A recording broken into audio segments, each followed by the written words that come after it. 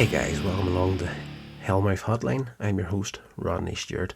We're getting into the beginning of the reviews on Buffy the Vampire Slayer, the series. We're going to be doing the entire thing on this podcast.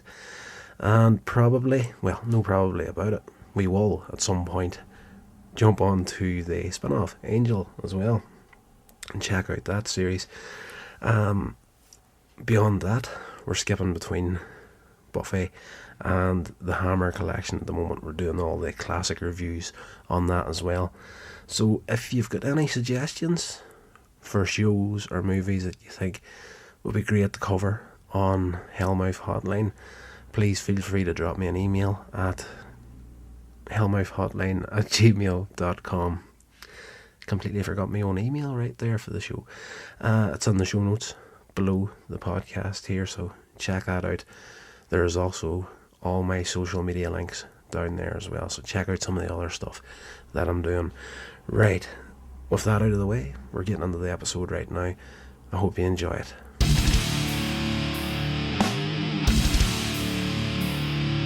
It's been a long time since I watched the series. Big fan of it, so I went back and I thought, okay, let's just do some reviews on the series itself. So instead of just doing the entire box set in one lump sum, I'm going to go through episode by episode, because as a genuinely classic series, and if you haven't seen it before, oh gosh, it's so good. And I did, on the movie review of Buffy the Vampire Slayer, I did say that the film wasn't that strong, and a friend of mine agreed with me, and it's I agree with his point where he said, I don't think that they knew what Joss Whedon was going for whenever they were making it, really. And you know what, if he had directed it himself, it would have been much better. But Joss Whedon, the guy behind this series, and this, he got it right. So we all know he loves doing stuff with strong female leads, and this is where it kind of began, from what I know of his career with Buffy the Vampire Slayer. And even in the opening of the first episode, which is called Welcome to the Hellmouth, you see this guy and a girl breaking into the high school, and the girl's all concerned, should we be doing this, are we going to get into trouble, sort of thing. And it kind of sets it up, and even in that opening sequence, it turns the whole thing on its head, because Buffy the Vampire Slayer, you're expecting this guy to be a vampire, but boom, straight away switches it around for the opening credits of the episode, and it's actually the girl is a vampire, and she falls to him. Beautiful. And then the opening song by Nerf Herder, it has like the werewolf and like the old 40s sounding horror intro to the song, and then it jumps into like a modern day rock type of song, and it's just brilliant. And the entire series was set up upon music as well. They've got a nightclub called the Bronze in here, and it was just an excuse to get popular music into the series. But essentially the first episode is kind of takes place after where the film left off, more or less, and it's essentially your basic opening to a series. You start to meet the entire cast of characters and sets it up. Buffy arrives with her mother, and the thing that I loved about this series is they got the mother right. The mother in the film was, like I did say in that review, that they pushed the whole Clueless thing of that sort of style of thing in the 90s just to stupid proportions in the movie, and especially with Buffy's mother. It was just like Buffy got away with some stuff in the film just because her mother was so clueless. But in the series here, the mother is more grounded, more real, and the thing is that she is trying to set up a new life for her and Buffy in Sunnydale. They've moved from LA because of what happened during the film, and Buffy got kicked out of school, and they're setting up a new life for each other. So, her mother is constantly concentrating on setting up something new business and whatnot. So if Buffy gets away with something, it's because the mother is distracted by trying to set up a new life for herself and her daughter, which is a more real character, and that's what I loved about this series. Just everyone had more of a realistic root on it. So Sarah Michelle Gellar as Buffy, perfect casting. She is so good in this series, and you know, it's the opening episode kind of covers a lot of the same ground that the film version did, where Buffy's having nightmares of vampires and whatnot, and they're calling and this, that, and the other, and she gets to the school on her first day. She meets Willow and Xander and another friend of theirs, Jesse. Couldn't recall his name for a second. You start to set up the main characters in this series, and you know what? It's the series. The opening 2 episodes are great because, you know, they set up what you believe to be the main circle of characters that Buffy's going to be around in the series. But they do, and I'll not give it away in this video, but you know, they do something kind of unexpected to that main group of characters within the first 2 episodes. So, you know, you meet Willow and Xander. Willow's going to become the computer genius, and Xander's kind of the fun kind of character, the comic relief, more or less.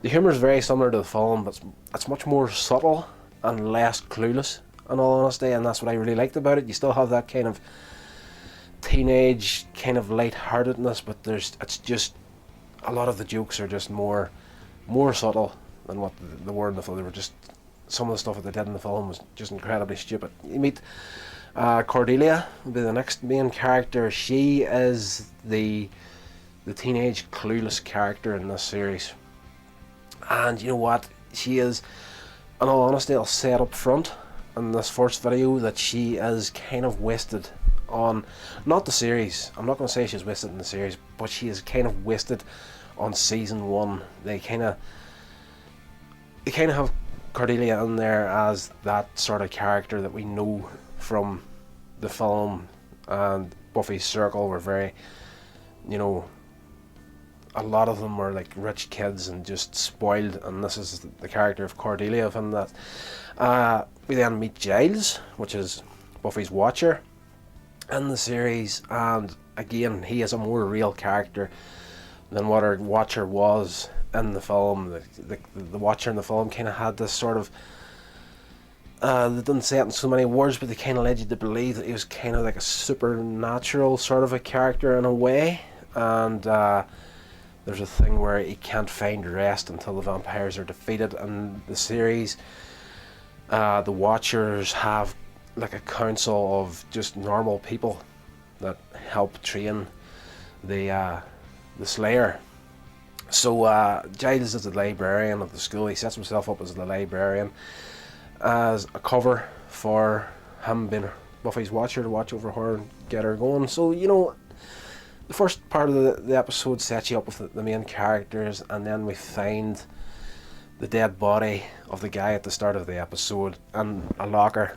Cordelia finds him, and Buffy wants to get away from the slaying. And this here's opening episode, she's kind of like, you know what, I know I'm the Slayer, but you know, I don't want to do it. It's just, you know, someone else can do it. You know, go and find someone else. Just leave me alone. I've been kicked out of one school. I just want to have a normal life, pretty much. So, you know, it's good. You know, Giles tells her in this series about what Sunnydale is. He's been researching it for a long time. It's a centre of supernatural activity, and something is brewing on here. And there's something about this place. Don't know what it is yet, but you know, creatures of the night are more or less attracted to Sunnydale. But while they're having this conversation, Xander is in the library in the background. He hears about it, and you know, that's where they start to get pulled in to the truth that Buffy is the Slayer and this guy isn't the librarian at all. So, you know, Buffy's really trying to find herself in this first episode and trying to keep away from the slaying, but after finding the dead body in the school, she knows that she has to get involved in it. And then she meets this mysterious character that lives within the shadows, and you know, he turns out later on in the series, you find out that he's Angel.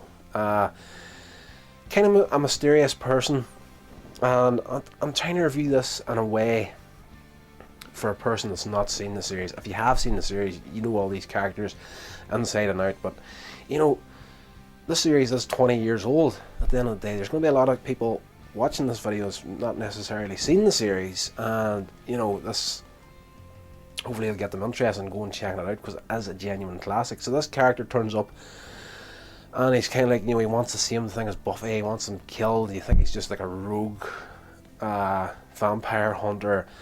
He gives her this box, and Buffy's giving him the whole speech about, you know, if you're so interested in killing vampires, go and do it yourself and leave me alone. I want nothing to do with it.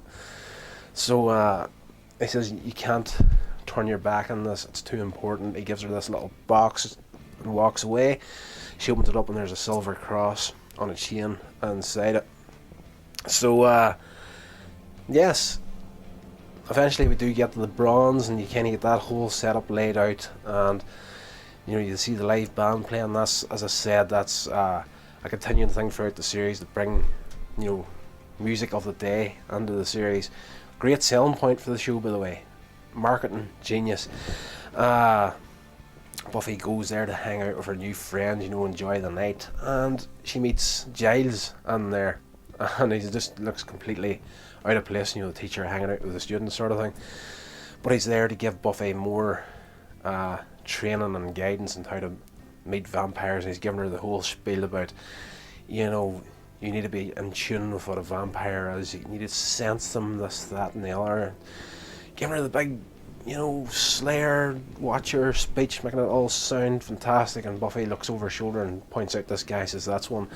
And it's not the fact that she senses he's a vampire, but she looks at his clothes and he's dressed in stuff from like the 70s, so she goes into kind of like the clueless teenager sort of routine again, but she's like, you know, turning that into like the genius of, you know, I'm interested in style more than anything else, and you know, if someone wearing that getup has to be a vampire. So it does turn out he is a vampire. He gets Willow, gets her out of the bronze, and you know, essentially he wants to go and kill her or take her back to the main bad guy in the series at this point. And the series is about the master, a master vampire, pretty much like the film, that's trying to open the Hellmouth. So this vampire is trying to take this Willow back as a sacrifice to the master, because he is, and I don't want to give away too much in this first video, but he's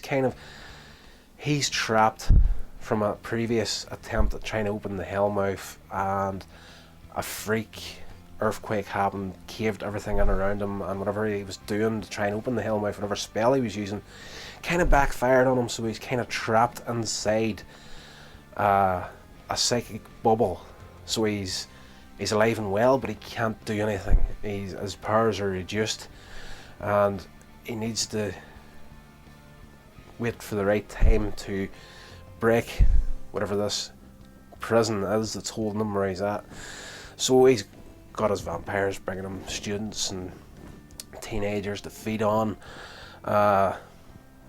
Buffy sees this vampire taking Willow away. She's like, I'm gonna have to go and kill this vampire, but in the process of it, she almost stabs Cordelia in the chest with a stake, and gives away to Cordelia that something's not right here.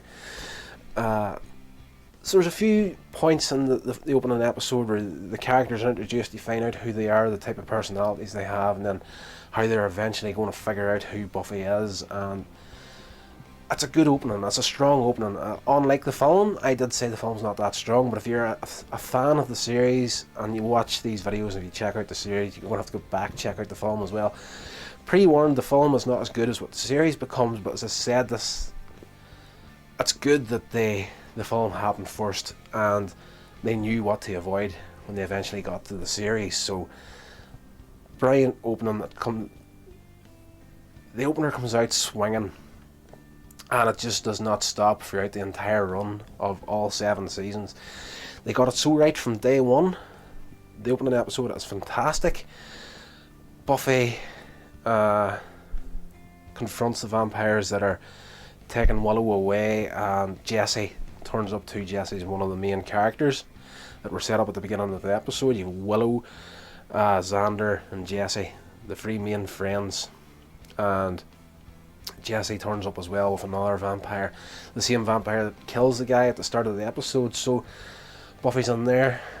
We finally get the fight sequence. Buffy takes out one of the vampires, the vampire that took Willow, and she's fighting the female vampire.